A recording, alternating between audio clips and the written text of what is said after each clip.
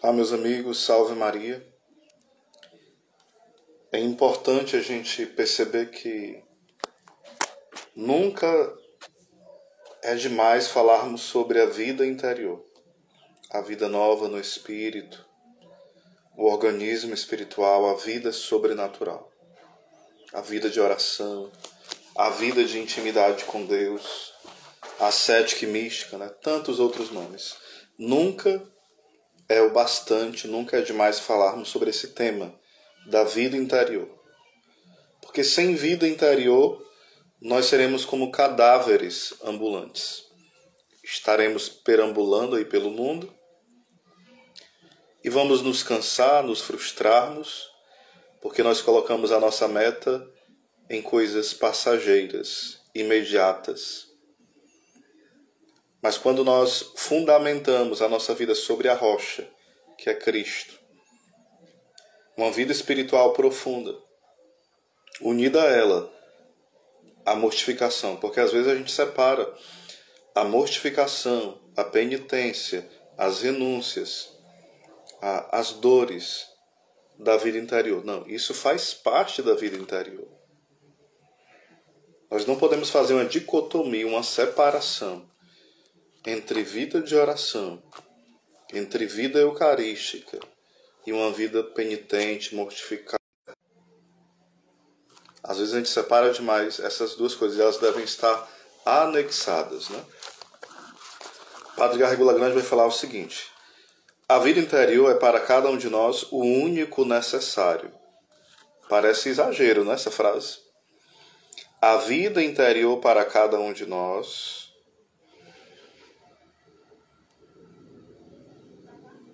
A vida interior é para cada um de nós o único necessário. Ou seja, estar unido a Deus é isso que importa. As demais coisas, as outras coisas, são acréscimos, são adicionais, são consequências da vida de união com Deus. Se a gente não tem isso claro na nossa vida, que a única coisa necessária é essa união com Deus e as demais coisas são transbordadiços, a gente se perde pelo caminho. Porque nós vamos ficar fixados nos meios, que são importantes os meios. Mas se a gente fica preso só nos meios e não lembra do nosso fim último, da nossa finalidade, que é unir-se a Deus, a gente vai ficar totalmente perdido. Aí continua o Padre Garrigula Grande. Ela deveria desenvolver-se constantemente em nossa alma, muito mais do que aquilo que chamamos de vida intelectual, científica, artística ou literária.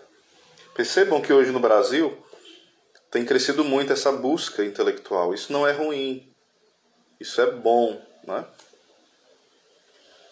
Porém, somado a isso e precedendo a isso, é preciso o quê?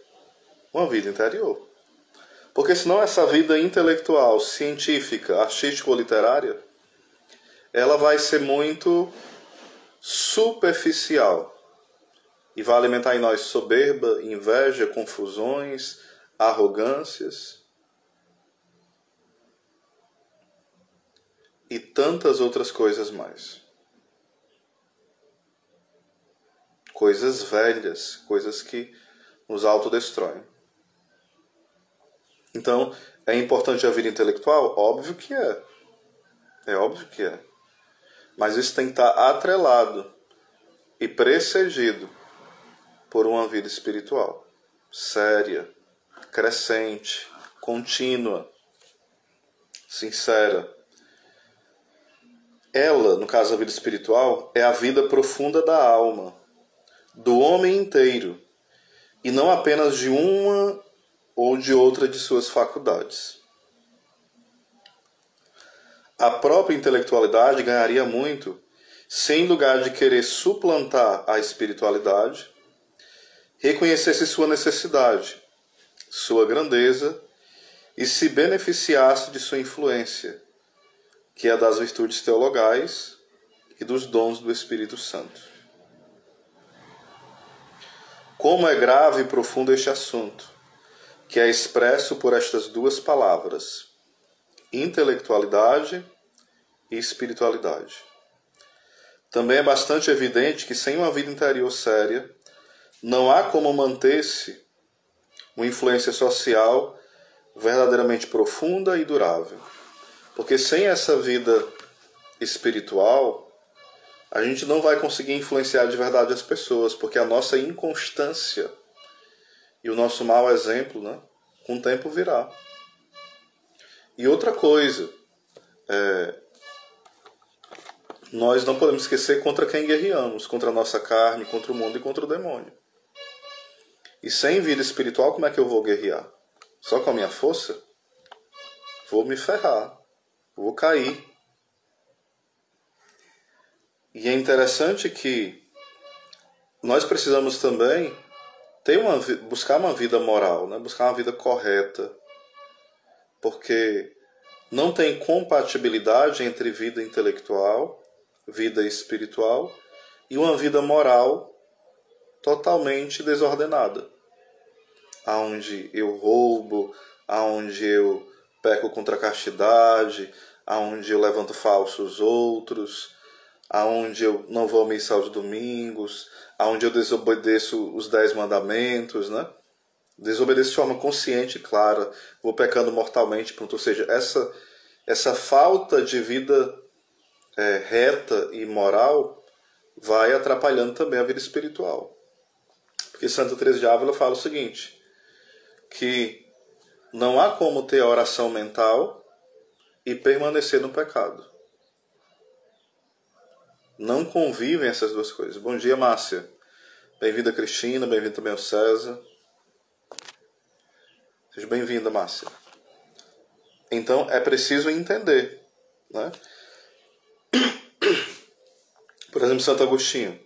A partir do momento que ele começou a deixar certos pecados, em especial contra a castidade, e começou a ter uma vida na graça, a inteligência dele, que já era grandiosíssima, ficou maior ainda, incomparavelmente maior. Ele percebeu a diferença que faz. E assim tantos outros santos, né?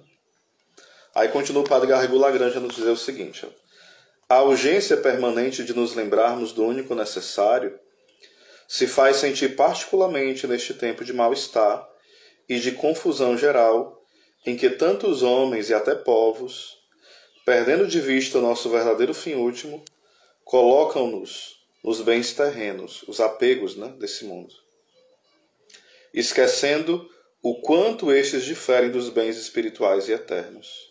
No entanto, é claro, como disse Santo Agostinho, que estes mesmos bens materiais, ao contrário dos bens espirituais, não podem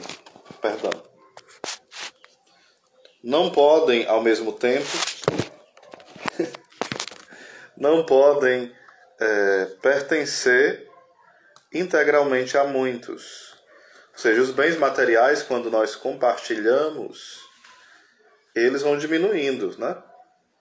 Os bens espirituais, quando nós compartilhamos, eles multiplicam. Por exemplo, se eu tenho 3 livros e eu dou um livro, vai diminuir, eu fico com 2.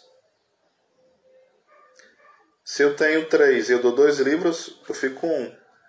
É um bem material, né? Ou seja, os bens materiais, quando nós damos, a gente fica com menos. Porém, os bens espirituais, quando nós compartilhamos, eles multiplicam, eles aumentam. Por exemplo, quanto mais uma pessoa prega, mais o dom da pregação vai aflorando. Quanto mais ela canta, mais o dom da música vai aflorando. Vai ajudando outros a aprenderem a pregar, aprender a cantar, aprender a rezar. E ela cresce na vida espiritual com esses dons e outros aprendem com ela. Então, os bens espirituais, quanto mais nós compartilhamos, mais eles ficam abundantes em nós e nos outros.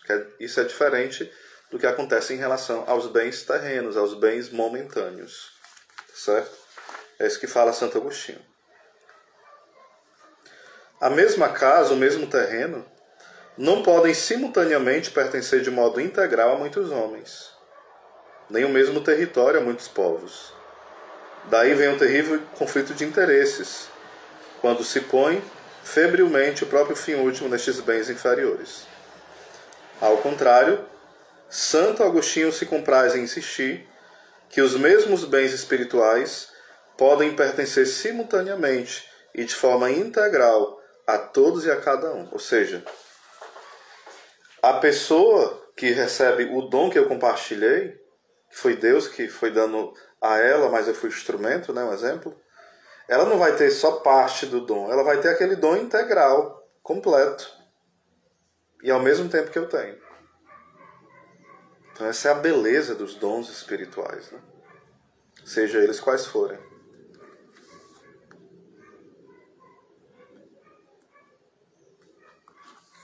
Vai falar ainda o Padre Garrigou Lagrange.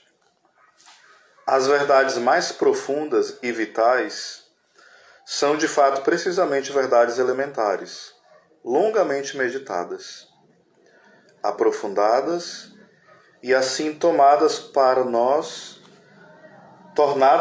verdade de vida, isto é, objeto de nossa contemplação habitual. O que quer dizer o Padre Garrigou Lagrange com isso? Que quando nós meditamos sobre uma verdade de fé, sobre o mistério da encarnação, sobre o mistério da redenção, sobre a paixão de Cristo, sobre o nascimento de Jesus, sobre a Santíssima Trindade, sobre qualquer outro assunto da fé, né? Assunção da Santíssima Virgem, Imaculada Conceição, o mistério da Eucaristia, os novíssimos, céu, inferno, juízo final, juízo particular. Quando nós meditamos sobre essas verdades eternas, isso nos alimenta, isso nos ilumina, isso nos converte, isso nos fortalece. Mas é preciso uma meditação diária sobre esses assuntos. Porque isso vai tirando de nós as trevas. Não é apenas ler, não é apenas passar por cima, não é uma curiosidade, é uma contemplação, é uma meditação diária, constante, profunda. A gente não pode ler livros de forma somente curiosa ou assistir uma pregação só de forma curiosa, não. É uma forma meditativa, né? É uma forma como esse alimento espiritual que vai nos fortalecendo, tirando a nossa debilidade, que são tantas. São João de Ávila até adverte, né? Quando nós vamos ler um livro, lembremos que ele é um instrumento de Deus. Ele não é o próprio Deus. Nós não podemos nos fixar ali e ficar igual um guloso, né? Lendo, não. Eu tenho que parar em algum momento, naquele trecho que me tocou, que me alcançou, e meditar, e rezar, e suplicar, e silenciar, e chorar. Ruminar aquilo durante o dia. Mas não numa ânsia de forma voraz e lendo, né, aquele livro que eu gostei. Aquilo vai passar, eu vou me encantar com as palavras, achar legal, mas não vai ficar fixo profundamente na minha alma. Então os resultados espirituais serão mínimos. Serão mínimos, né? Então a gente precisa dessa atenção em relação também às leituras espirituais. Tá certo? O livro que eu li um trecho foi esse aqui, ó. As 3 vias e as 3 conversões do Padre Garrigou Lagrange. Tá certo? Um livro bem pequeno e muito profundo. Bem-vindo, Paulinha. Bem-vindo, Antônio. Bem-vindo. Então pronto, uma live rápida. Talvez eu faça outras lives hoje sobre esse tema da vida interior ou outros temas. Agradeço a atenção de vocês. Shalom.